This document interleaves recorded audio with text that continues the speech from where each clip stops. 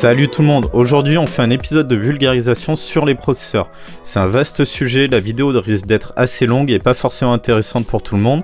J'ai donc fait des chapitres, donc n'hésitez pas à cliquer sur les chapitres s'il y a des passages que vous trouvez un peu longs, ça vous emmènera directement au point qui vous intéresse.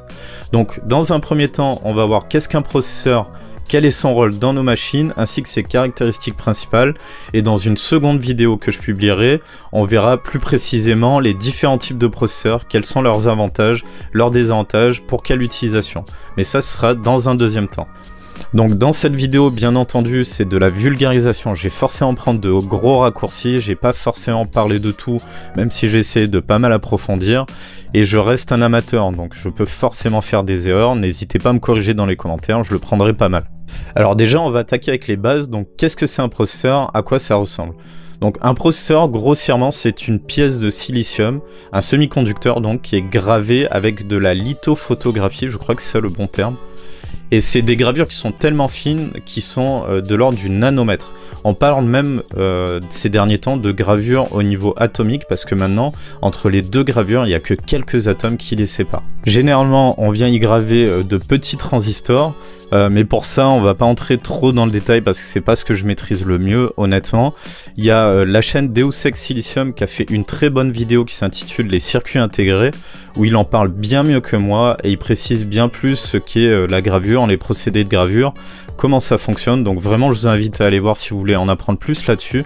Et d'ailleurs, ces autres vidéos sont très intéressantes aussi, c'est une chaîne que je trouve vraiment au top. Donc n'hésitez pas à jeter un coup d'œil.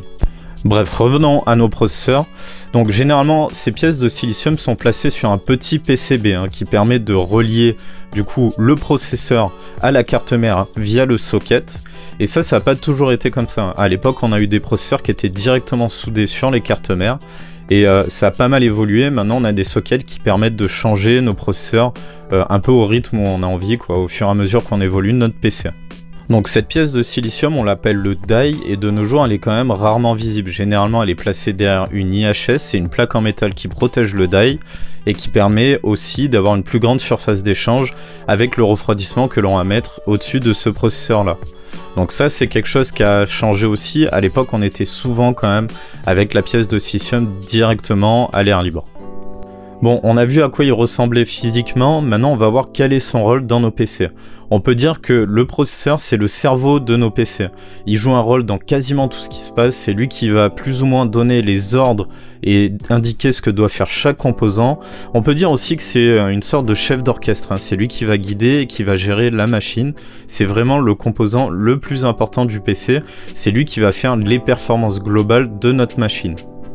Si vous voulez, dans ma tête, je le vois un petit peu comme un commandant qui est là en train de dire toi le disque dur, prépare-moi ces informations, on va les envoyer à la RAM. La RAM, tu me les gardes au chaud, je vais en avoir besoin pour la carte graphique, je suis en train de les calculer. Quant à toi la carte graphique, prépare-toi, j'ai besoin que tu m'affiches ça sur l'écran en me rajoutant des polygones. En gros, on va dire le processeur, son rôle c'est vraiment ça, il va commander l'ensemble du PC. Dans les débuts de la 3D, il avait un rôle tellement central que c'était même lui qui calculait les polygones à afficher. Avant, on n'avait pas de carte graphique, on avait simplement des cartes 2D qui venaient appliquer les textures sur ces polygones. Et ça a évolué vers la fin des années 90 quand on a eu les premières cartes accélératrices 3D. C'était pas vraiment des cartes graphiques, on avait tout simplement des cartes qui étaient là pour créer les polygones, qui envoyaient ça ensuite à la carte 2D, qui appliquait les textures dessus, pour envoyer ça à l'écran. Donc ça a permis de délester de beaucoup de calculs le processeur, ça a permis une grande avancée. Donc c'est pour ça que 3DFX c'était une carte assez mythique, parce que ça a permis de proposer un hub de performance grâce à une nouvelle technologie. On peut dire que c'était vraiment l'ancêtre de nos cartes graphiques actuelles. Alors que de nos jours, dans les jeux vidéo en général, son rôle ça va plutôt être de calculer la physique, les détails de vie, on va dire, qu'on peut avoir dans l'environnement, l'intelligence artificielle, les déplacements du joueur, toutes les interactions qu'on peut avoir dans le jeu en fin de compte. C'est lui aussi qui va calculer notre position sur la map par exemple, et la position de nos adversaires. Enfin, son rôle maintenant est beaucoup plus sur ce genre de choses. Toute la partie graphique maintenant est renvoyée à la carte graphique. Pour la petite histoire, dans le milieu des années 2000, on a même failli avoir la physique qui n'était plus calculée par le processeur. C'était plus ou moins le projet de Physics, hein, qui est maintenant à Nvidia, mais à la base c'était le projet de AGIA, il me semble, non? Et ils avaient créé des cartes dédiées pour calculer la physique des jeux. Et ça, c'était vraiment intéressant. Malheureusement, quand Nvidia a racheté cette société, ils ont voulu, en fin de compte, dédier une partie de leur carte graphique pour calculer la physique des jeux. C'était le fameux physique. Le problème, c'est que ça a été un échec et ça a été totalement abandonné de nos jours, hein, il y a pas mal d'années maintenant.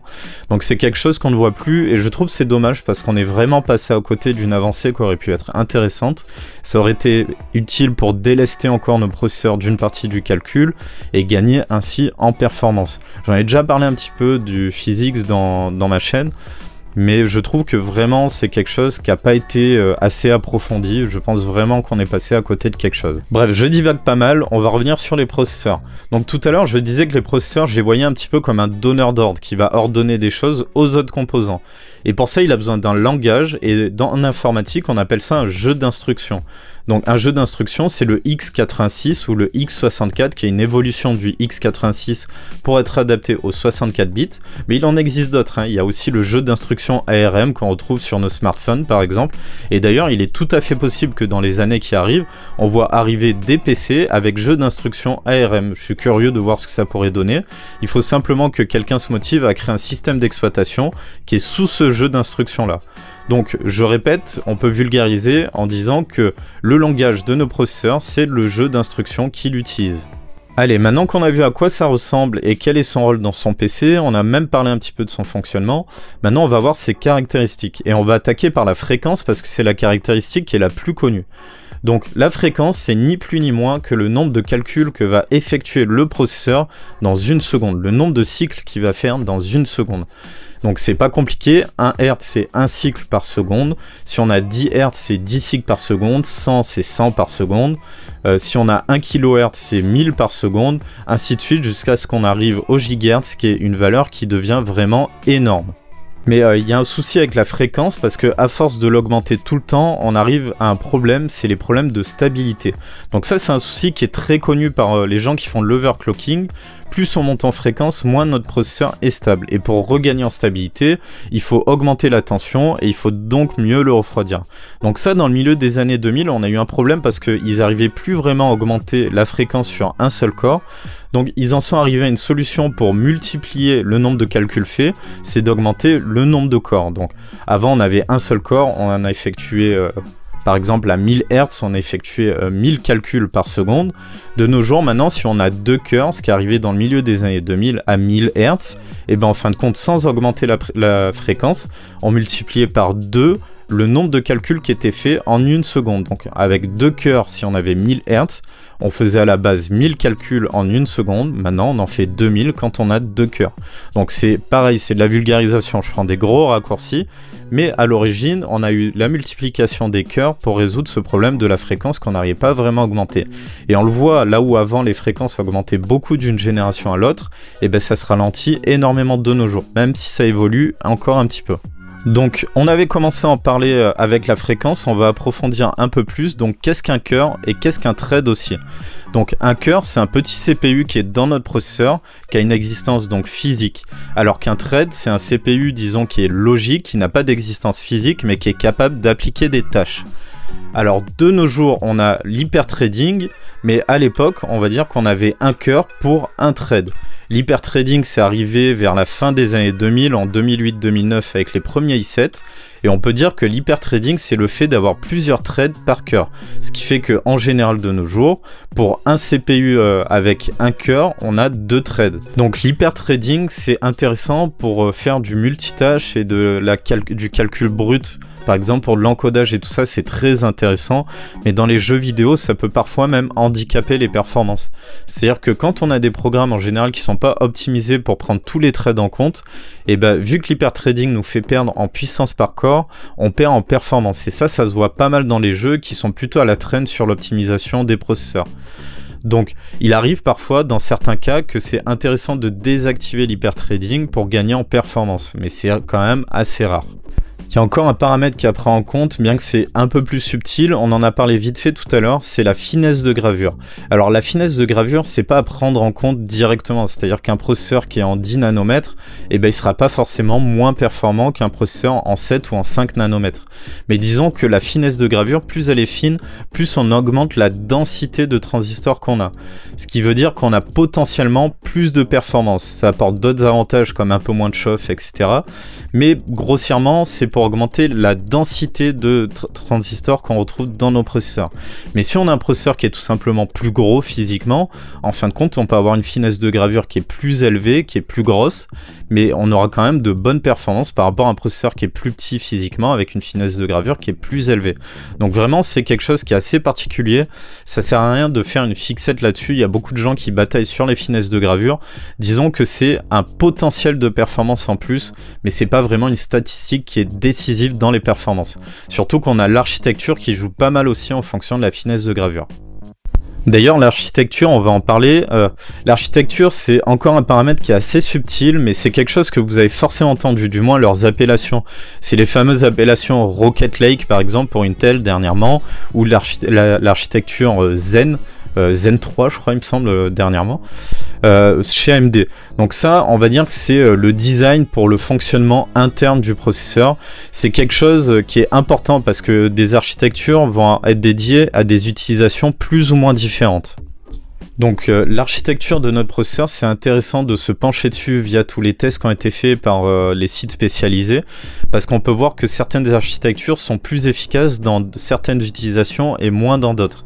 Si on prend l'exemple que je donnais de Rocket Lake et l'architecture Zen, d'ailleurs on parle de micro-architecture normalement, bah, Rocket Lake est très efficace dans les jeux vidéo parce que c'est une architecture qui propose une très bonne puissance par corps, là où par exemple l'architecture Zen est plus dédiée au multitâche, même s'il s'en sort pas mal dans les jeux, ce qui fait que les processeurs Zen seront plus utilisés pour de l'applicatif en général, ils seront plus à l'aise là-dedans.